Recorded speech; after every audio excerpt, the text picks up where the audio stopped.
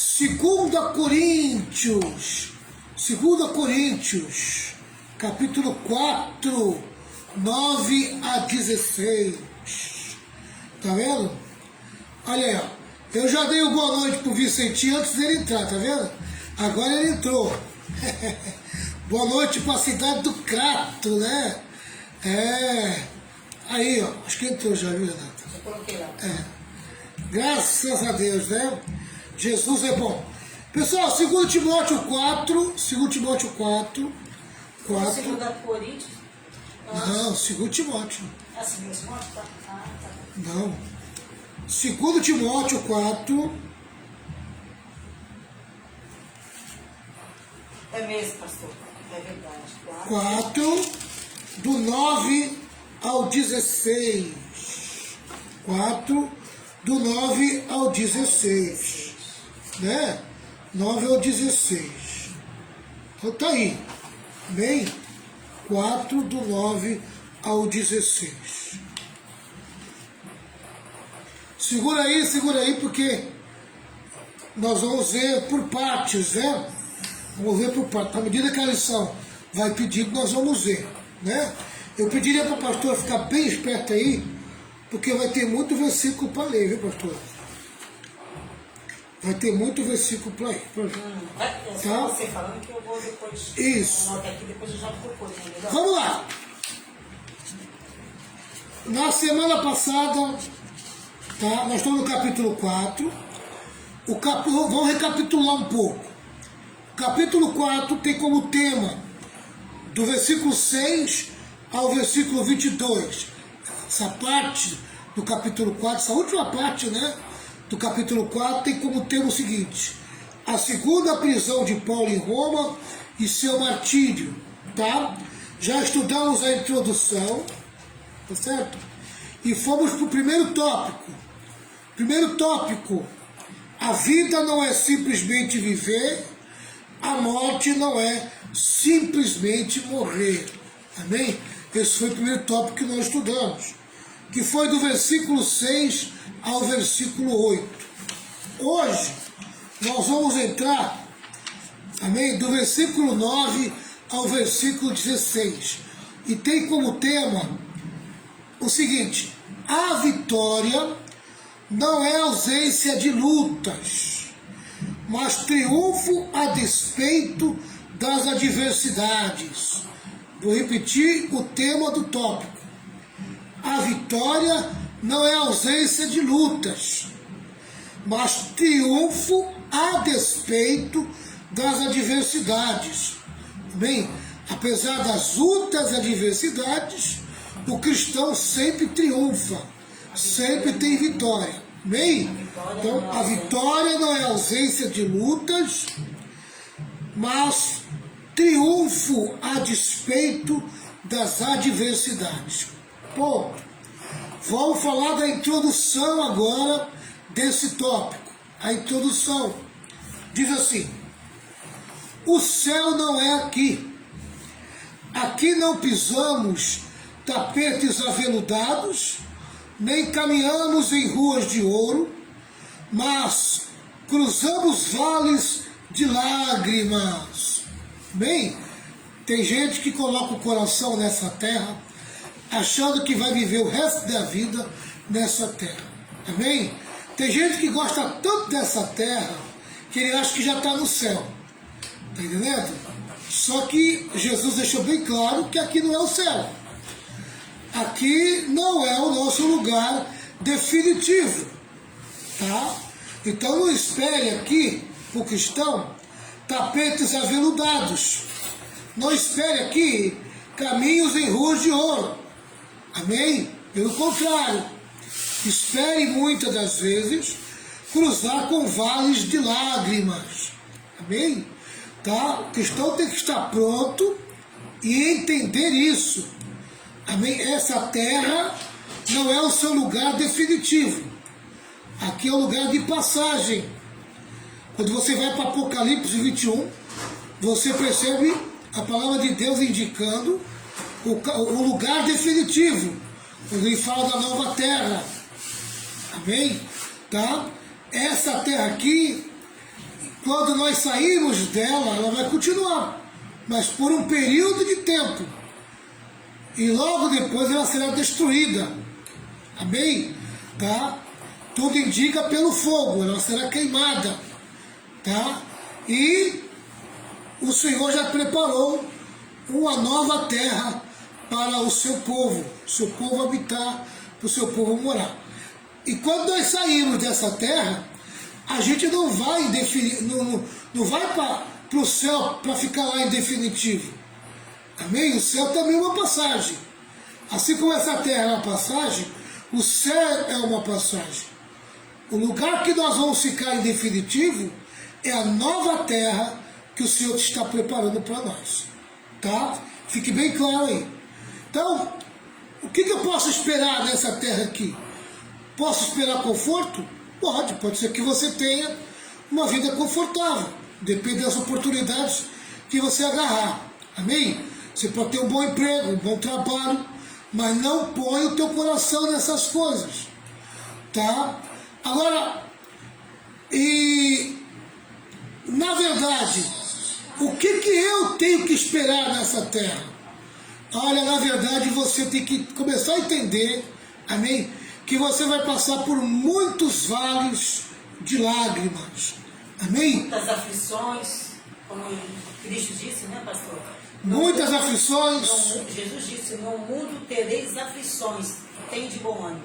Muitas lutas, muitos problemas, muitas dificuldades.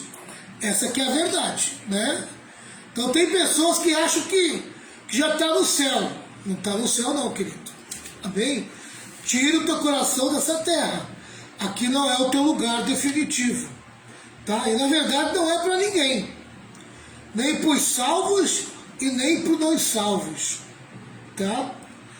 Aqui não recebemos o galardão, mas bebemos o cálice da dor. Amém? Aqui é o lugar de você beber o cálice da dor. É o lugar de passar por vales de lágrimas. É o lugar de beber o cálice da dor. Paulo certamente foi a maior expressão do cristianismo. Viveu de forma superlativa e maiúscula. Amém? Pregador incomum, teólogo incomparável, missionário sem precedentes, evangelista sem igual. Amém? E qual foi o fim? Qual foi o final de Paulo? Ele morreu no hospital sírio-libanês da vida, morreu no hospital israelita. Onde Paulo morreu? Morreu degolado. Amém? Sua cabeça num pedaço de madeira ali, onde foi cortado com algo cortante, né? Fizeram a degola dele. E os seus últimos dias ele estava sozinho numa masmorra, esperando a sua morte. Amém? Se ele, Paulo, um homem super usado por Deus, um homem que deixou um legado para o cristianismo terrível, tremendo, poderoso, morreu dessa maneira, o que você espera para a tua vida, meu irmão? O que você espera para você? Amém? Né? Se você conseguir morrer bem, glória a Jesus. Está entendendo? Se você conseguir morrer bem, glória a Jesus. Mas não põe o teu coração. Não põe o teu coração no morrer bem. Está entendendo? Tá? Porque se você morrer mal, você já está pronto e preparado. Tá? Então não crie uma expectativa de algo melhor para a tua vida. Está entendendo? Porque não é isso que Deus prometeu para a vida do cristão. Deus não prometeu conforto para a vida do cristão. O cristão consegue conforto pelos seus esforços, pelo seu trabalho, pelas oportunidades que vem, que ele cria, que ele busca, amém? Pelo trabalho que ele recebe, que ele tem. Então ele consegue conforto dele, amém? Conforto dele, tá? Mas na vida cristã, ele tem que estar pronto para os intempéries do sofrimento. Amém? Tá? A gente tem que estar precavido. Tem que estar precavido. Tá certo? Se por acaso a vontade de Deus é que você morra tranquilo, que nem o apóstolo João, né? João morreu uma vida natural, morreu de morte natural, com quase 100 anos, né? Agora ele estava isolado numa cadeia na ilha de Patmos, né? Estava isolado. Então, morreu naturalmente, teve uma morte natural, mas não deixou de sofrer, teve seus momentos de sofrimento. Diz assim, viveu perto do trono, mas ao mesmo tempo foi açoitado, preso, algemado e degolado. Amém? Tá? Tombou como Marte na terra, mas foi recebido como príncipe no céu. Eu vou repetir. Tombou como Marte na terra. Estou falando de Paulo, hein, pessoal? O exemplo de Paulo. Amém? Eu achei interessante isso aqui, ó. Viveu perto do trono. Porque a cadeia que Paulo estava ali era perto do trono do imperador. Ficava na mesma cidade do imperador. Amém? Onde o imperador tinha o seu trono. Tá? Mas, em vez de receber o trono, ele recebeu foi açoite. Ele recebeu prisão. Ele recebeu algema. E ele acabou recebendo, amém, algo cortante no seu pescoço. Ele foi degolado. E a expressão interessante que eu acabei de ler é essa. Tombou como Marte na terra. Amém? Mas foi recebido como príncipe do céu. Tá? Então, quando o homem lá chega lá e corta o pescoço dele, separa a cabeça do corpo, e ele cai ali degolado, amém? Tá? Olha, os romanos que viram aquela cena, dizem, acabou, o homem morreu humilhado, amém? Mas estava rolando uma outra cena, que eles não foram capazes de enxergar, amém? Aqueles homens não viram uma outra cena que estava rolando, amém? Era a chegada triunfal de Paulo no céu, recebido como um príncipe. Louvado seja o nome do Senhor. Amém? O corpo ficou estendido ali, mas o Paulo verdadeiro, seu espírito e sua alma, estava entrando triunfantemente. Amém? No céu, na glória, como verdadeiro príncipe de Deus. Paulo não foi poupado dos problemas, mas triunfou no meio deles. Aí está o segredo da vida do cristão. Não falta problema para o cristão, mas também não falta triunfo, não falta vitória na vida do cristão. Amém? Tá? Então, o cristão precisa entender isso. Pode ter muitos problemas, mas o Senhor dá vitória em todos. E em todos ele sai triunfantemente. Vamos lá. O teólogo Stott tem razão em dizer que, mesmo concluída a sua carreira e aguardando a coroa da justiça, ele é ainda um frágil ser humano, com necessidades humanas comuns. Amém? Eu fico vendo alguns crentes hoje se achando super-homem, né? Super espiritual. No mundo pentecostal tem muito isso, né? Na igreja rema não tem tanto, não. O pessoal vive mais simples. Mas no mundo pentecostal que eu vivi, amém? A gente via muito super-homem. A gente via muita gente que parecia Deus, né? Parecia que era alguém iluminado, fora do comum, né? Tem gente que acha que é isso. Ele acha que tem uma vida fora do comum. Amém? E Paulo nos ensina ao contrário. Querido, nós temos nossa espiritualidade, mas nós não perdemos a nossa humanidade. Amém? Tá? Somos espiritualmente vivos, Nós continuamos sendo humanos. E precisamos ter o cuidado de ter esse entendimento. Nascemos de novo, mas a parte humana continua em nós. Amém? E precisamos cuidar bem dela. Tá? Senão ela perece facilmente. Tá certo? Então, apesar de Paulo, amém, ter uma vida espiritual de um nível elevado, ele nunca esqueceu a sua parte humana. Ele sempre lidou com ela e lidou bem. Administrava a parte humana muito bem. O crente precisa administrar os dois lados da vida dele. O lado humano e o lado espiritual. Nunca esqueça, amém, que antes de você ser nascido, você é um ser humano.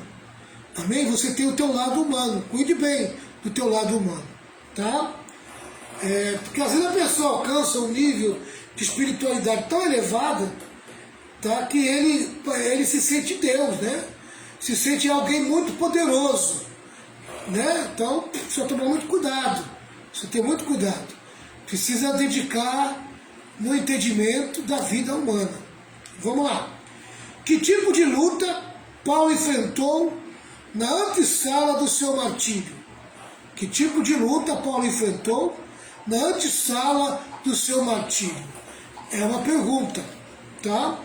Qual foi o tipo de luta que Paulo enfrentou na antessala do seu martírio? Quer dizer, antes de ele ser morto, degolado, antes dele passar pelo martírio, tá? O que ele enfrentou? O que ele teve que enfrentar? Vamos ver aí o versículo 9, versículo 11 e o versículo 21 do capítulo 4 de 2 Timóteo.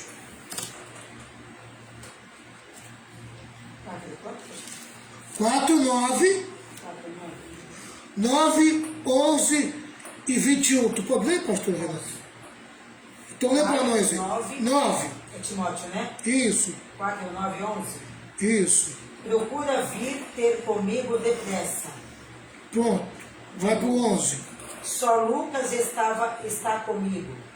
Toma Marcos e traze-o contigo, porque me é muito útil para o ministério. E o 21? O 21. Procura vir antes do inverno. Élbulo, e Prudente, Emino e Cláudia, e todos os irmãos te salvam. Mandam saudações, né? Olha aí, ó, pessoal. Procura vir ter comigo depressa. Né? Paulo falou para Timóteo, venha logo, venha depressa. Toma contigo Marcos, aquele mesmo Marcos que havia abandonado eles, Paulo e Barnabé. Agora ele foi restaurado. E agora Marcos, agora Paulo, amém, volta a chamar Marcos para o trabalho, para o serviço junto com ele, né? E mandou apressar para que ele viesse antes do inverno. Então vamos lá. Essa carta começou com a expressão de anseio ardente. Quero rever-te, e chega ao fim com este apelo. Procura vir ter comigo depressa. Paulo estava numa cela fria, necessitado de um ombro amigo. Estava sozinho, lugar úmido, frio, tá? Então ele sente o peso da solidão.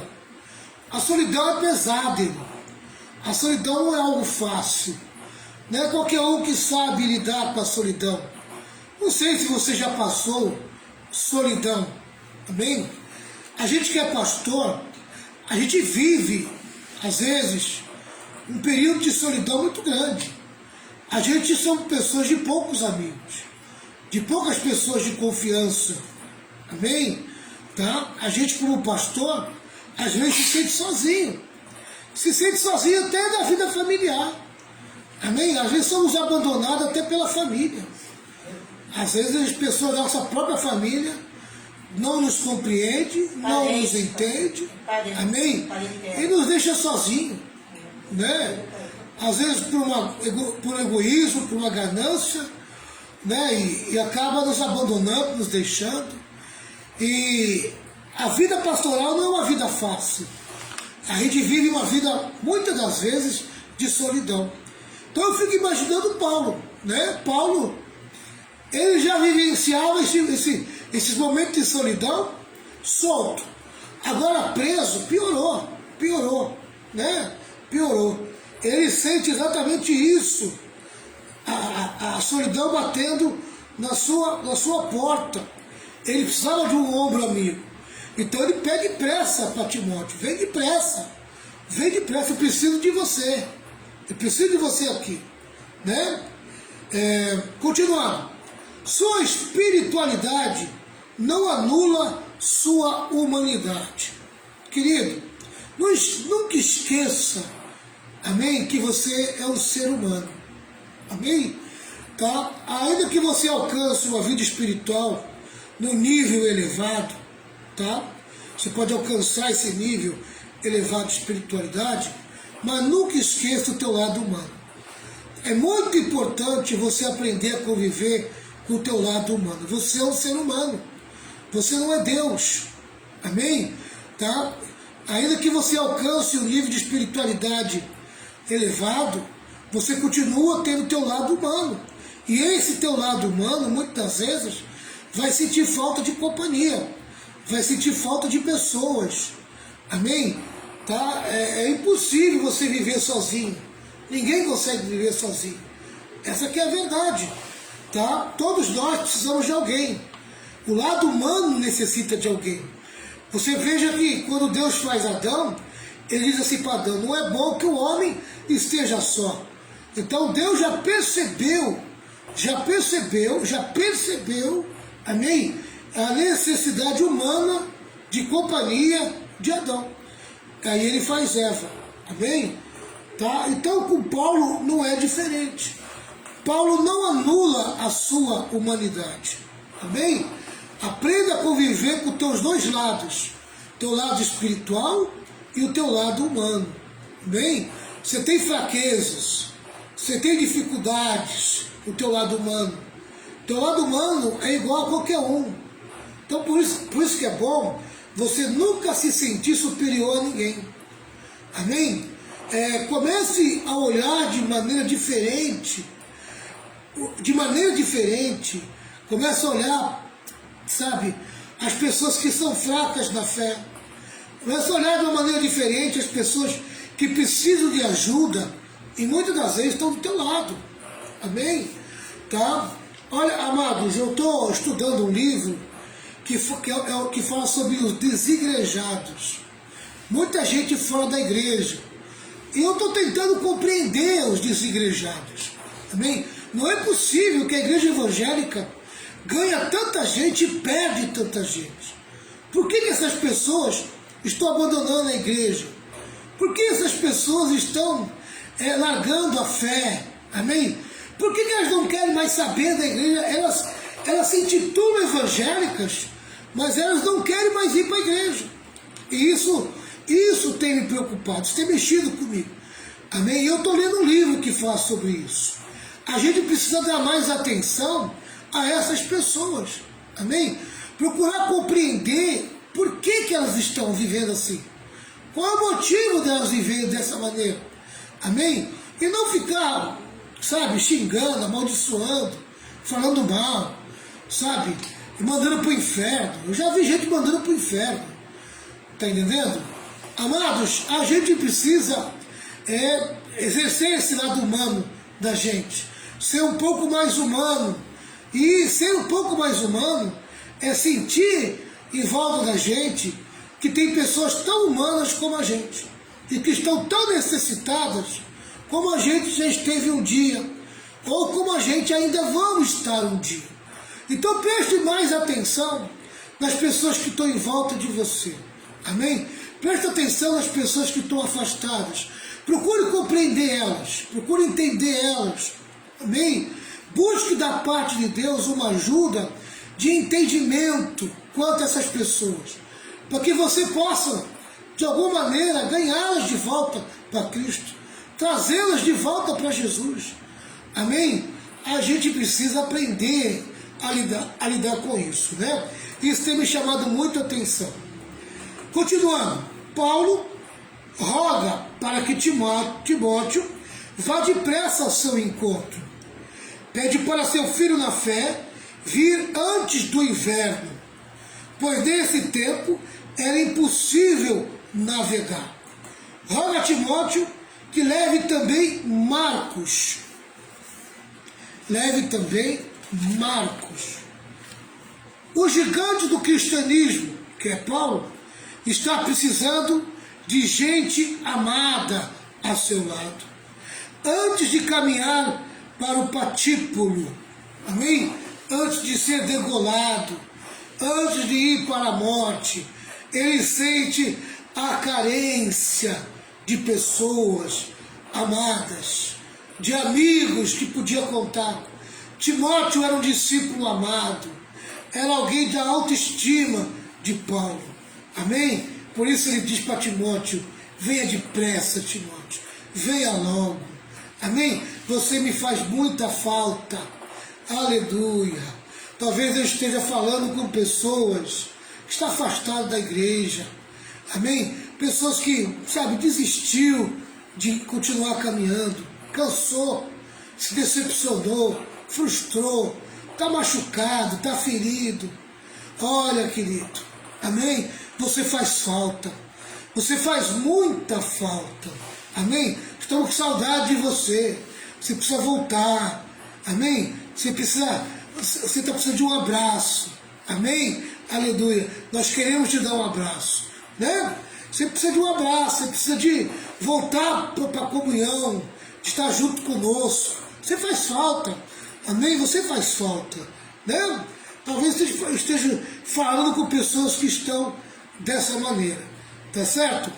Continuando, sua comunhão com Deus não o tornava um super-homem.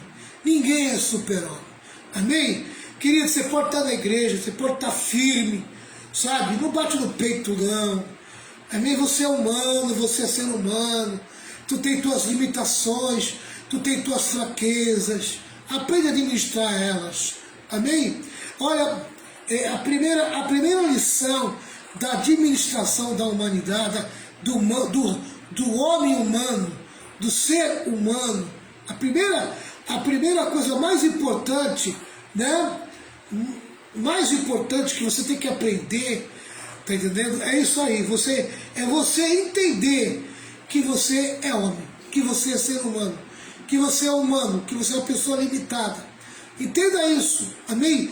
Que você está em volta de pessoas que são humanas, que são limitadas, que vão errar muitas vezes, que vão precisar do teu perdão muitas vezes, amém? Vão precisar do teu carinho, vão precisar do teu abraço, né? Não é verdade? A Gilson disse que ganhou um abraço muito importante antes, né? Também ganhei, Gilson, ganhei um abraço muito importante também, amém? Né? A gente não só dá um abraço importante, a gente também ganha um abraço importante, né? Então, vocês têm que se sentir queridos, você tem que se sentir amados, e vocês têm que fazer as pessoas se sentir queridas e amadas, amém? Tá? Então, a primeira maneira de você entender o teu lado humano é você perceber quem você é, amém? Porque às vezes a pessoa esquece, ela está firme na igreja, ela está crente, ela está cheia de entusiasmo, seguindo a Jesus com muito entusiasmo, e acaba achando que ela já virou superstar de Jesus, né? Já virou um super-homem. Não, amém? Tá?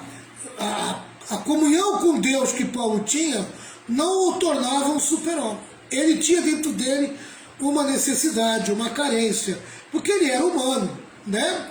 Dentro do seu peito, continuando, Paulo tinha o seguinte: dentro do seu peito batia um coração sedento por relacionamento. Aleluia. Olha aqui, se tem algo que eu prezo muito, é relacionamento, né? Relacionamento.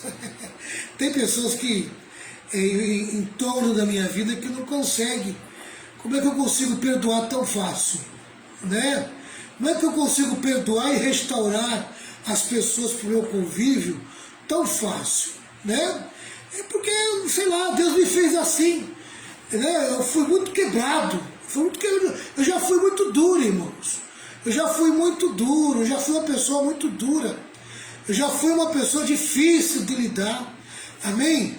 Tá? E hoje eu tenho 58 anos de idade, eu tenho 38 de crente, né? 38, eu comecei com 20 anos, 21 anos né, dentro da igreja, e eu tenho 38 anos de crente aí, e eu já fui duro, eu fui muito duro demais, e fui quebrado, Deus me quebrou, esses 38 anos, Deus me despedaçou, e me fez um novo homem. Então a gente vai adquirindo facilidade, amém? E vai colocando coisas que são importantes para nós. E o que é muito importante, na minha vida, o que é importante é relacionamento. Eu prezo muito por relacionamento, amém? Às vezes eu me relaciono com pessoas que não querem se relacionar comigo, querem me explorar, amém? Tá? Então, quando eu descubro que não é desejo de relacionamento, mas é desejo de exploração, né? Então eu me afasto um pouco, porque também não dá, né? Você só ser explorado não dá, não é verdade? Porque dentro do relacionamento você quer que as coisas sejam mútuas. Você dá, mas também você quer receber, né? Você quer um abraço, mas também quer receber um abraço, não é verdade? E muitas vezes a pessoa só quer um abraço. Ela só quer tudo para ela não quer oferecer nada para a gente. E eu vou dizer uma coisa para vocês, quem não sabe oferecer, amém, não merece receber, amém? Quem não sabe oferecer, não merece receber, amém? Então a gente precisa aprender, sabe, que a gente tem que aprender a lidar dentro do relacionamento. Marcos morava em Jerusalém com sua mãe, continuando aqui, ó. Marcos morava em Jerusalém com sua mãe, em cuja casa muitos se reuniam para orar.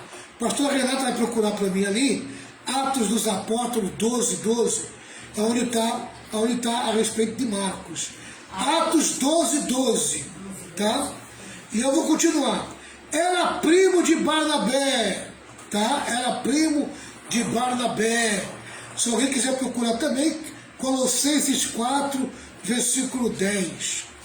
Barnabé e Saulo o levaram de Jerusalém para Antioquia. Amém? Tá? Achou Atos 12? 12. Então vai lá. Atos 2:12, né? Então, 12. Ah, eu tenho que falar 12. 12.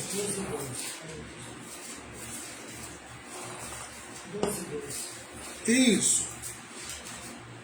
Sabia que 12. Isso. E considerando ele nisto, foi à casa de Maria, mãe de João, que tinha por sobrenome Marcos, onde muitos estavam reunidos e oravam. Amém? Olha aí, ó. Aí. Na casa de Marcos, o povo se reunia e orava. O nome dele é Maria? O nome dele? Maria, e considerando ele nisto, foi à casa de Maria, mãe de João, que tinha por sobrenome Marcos. Era João Marcos o nome dele, né? Onde muitos estavam reunidos para orar. Agora lê o versículo 25. É o versículo de 12, né? 12 e 25. 12 e 25. E Barnabé e Saulo, havendo terminado aquele serviço, voltaram de Jerusalém, levando também consigo a João, que tinha por sobrenome Marcos. Amém? Barnabé e Saulo o levaram de Jerusalém para Antioquia. Amém? Esse é o Marcos que Paulo está tratando a respeito com Timóteo. Tá? Nós estamos identificando. Agora, Atos 13:5, pastora. 13:5? Isso. 13:5. E chegados a Salamina, anunciavam a palavra de Deus nas sinagogas dos judeus. E tinham também a João como cooperador. Amém? João estava com eles no trabalho missionário, né? Tá? Agora Atos 13, versículo 13. 13. E partindo de Pafos, Paulo e os que estavam com ele chegaram a Perge, da Panfilha, mas João, apartando-se deles, voltou para Jerusalém.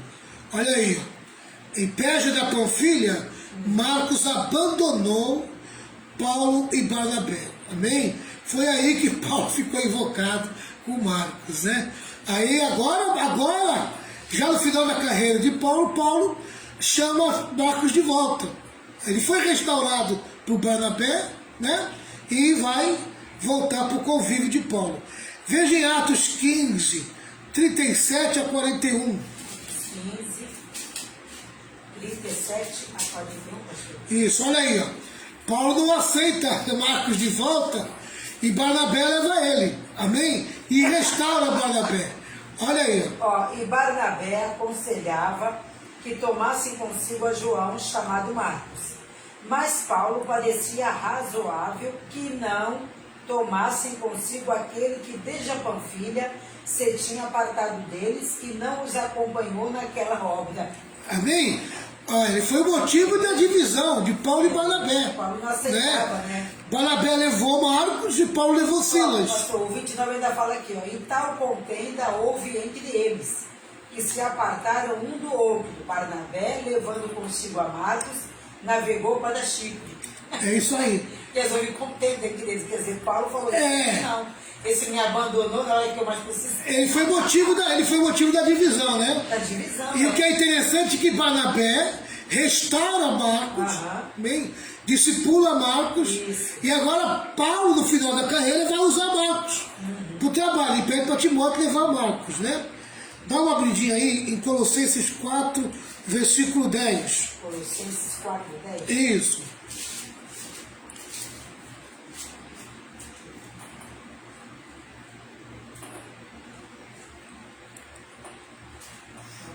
Nós vamos ver aqui que Marcos ele foi restaurado, tá? E reintegrado ao trabalho missionário. Colossenses 4:10. 4:10. Aristarco, que está preso comigo, vos saúda. E Marcos, o sobrinho de Barnabé, acerca do qual já recebestes mandamentos, se ele for ter convosco, recebei-o. Olha aí, ó. Foi restaurado, tá vendo? Filemão 24. Filemão 24. Isso. Filemão 24.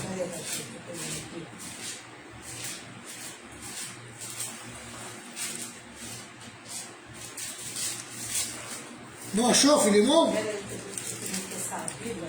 Filemão é antes de Hebreus. Ah, então achei. Achei aqui. Filemão quanto? 24. Olha aqui. Marcos, Aristarco, Demas e Lucas também são mencionados em Colossenses 4, 10, 14. Marcos acompanhou Paulo e Barnabé em sua primeira viagem missionária. Só que tu não leu o versículo, né? É 2, não é? Tu leu o comentário. Não comentário não. É, isso aqui é seu comentário. É o 24. Filemão 24, Renato, leia. Ah, Filemão 20. Leu o versículo 24. Então, eu estou lendo aqui o 24. 24, peraí, ó. 23, 1, 23, 1, 24. Leu 24? Eu já li, mas eu vou ler de novo. Ó. Marcos, Aristarco. Aí. É o mesmo que eu Não, tu leu o comentário. Pode ver como tu leu o comentário. 1, 24, pastor. Não é o comentário, meu amigo. Ó. Marcos, Aristarco, Demas e Lucas também são mencionados em Colossenses 4 e 10 e 14. Marcos acompanhou Paulo e Barnabé em sua primeira Isso é comentário, isso não é versículo, Renato. Ó, e Marcos, Aristarco, Demas e Lucas, desculpa. meus companheiros de trabalho, também envio saudações. Isso, é. Olha o versículo Marcos, aí. Aristarco, Demas e Lucas, meus cooperadores, né? Isso. Dos cooperadores dele. Que estava tudo junto ali já, junto com Timóteo, né? Com Paulo, né? Amém? Ele foi restaurado. Ele teve um problema junto com Barnabé, foi motivo de divisão, amém? Mas depois Paulo chama ele para perto. E agora em Colossenses, amém? ele é lembrado, amém? Ele estava junto. Coisa linda, né? Quando Deus restaura a vida de um obreiro, né? Quando a pessoa também, pastor, ela abre o coração dela para que haja uma restauração. Sim, sim, ele sim. reconhece o erro dele, se arrepende, né, pastor? Ele volta. 1 Pedro 5,13 diz assim, ó. A igreja que está em Babilônia, escolhida também por Deus, manda saudações. O meu filho Marcos também manda saudações. Amém? Agora é Pedro falando de Marcos. Olha onde que Marcos estava, hein? Amém? Olha onde Marcos estava. Tá? A igreja que está em Babilônia estava lá no Iraque. Amém? Estava lá no Iraque. Babilônia é o Iraque, né? Babilônia é o Iraque, a Pérsia é o Irã, amém? Tá? E Pedro manda saudação. Ó. Havia uma igreja no Iraque, ó. A igreja que está em Babilônia, escolhida também por Deus, manda saudações. O meu filho Marcos também manda saudações. Amém? Marcos foi restaurado, né? Aleluia. Agora Paulo ordena que Timóteo o leve a Roma, a respeito de Marcos, porque este lhe era útil. Nunca é tarde para restaurar relacionamentos quebrados, para construir pontes onde um dia a intolerância cavou abismos. Eu vou repetir, amém? Eu vou repetir, você que é muito duro, você que é muito zeloso, né? Tem dificuldade de restaurar relacionamento. Olha aqui, ó. Nunca é tarde para restaurar relacionamentos quebrados. Você tem relacionamentos quebrados? Amém? Quebra o teu coração, meu irmão. Quebra o teu coração. Amém? Aleluia. Volte a se relacionar com aquela pessoa que você até gostaria de voltar, né?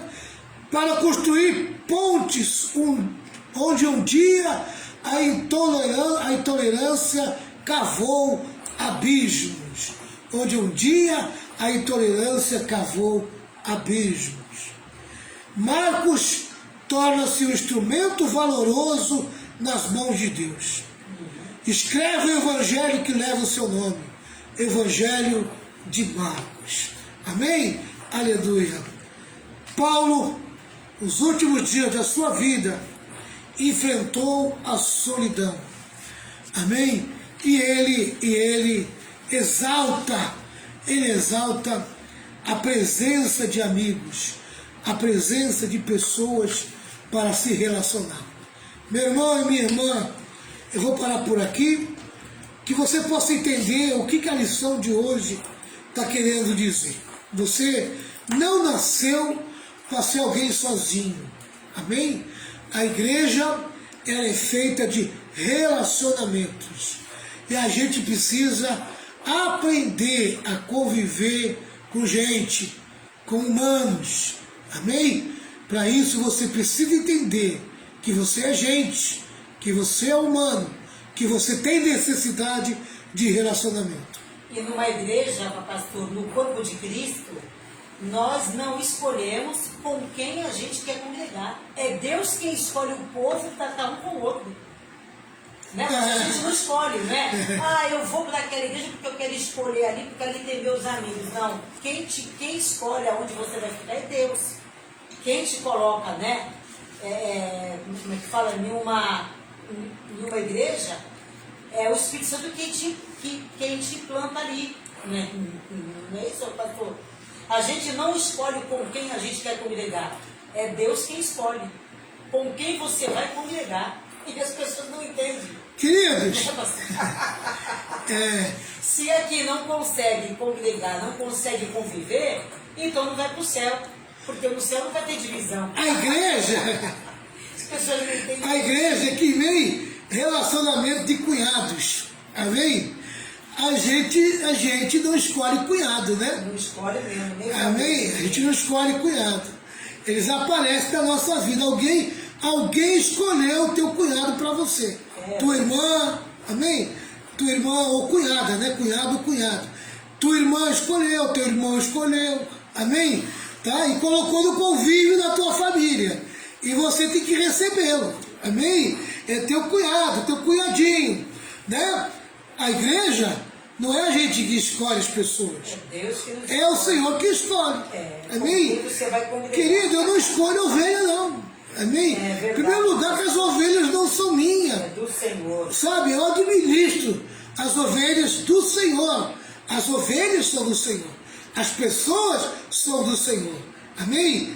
Tá? E se eles colocam as pessoas no meu conjunto de pastoreio, junto ao meu pastoreio, é porque ele acredita que eu tenho capacidade de administrar essas pessoas. Amém? Você dá risada, né, Patrícia?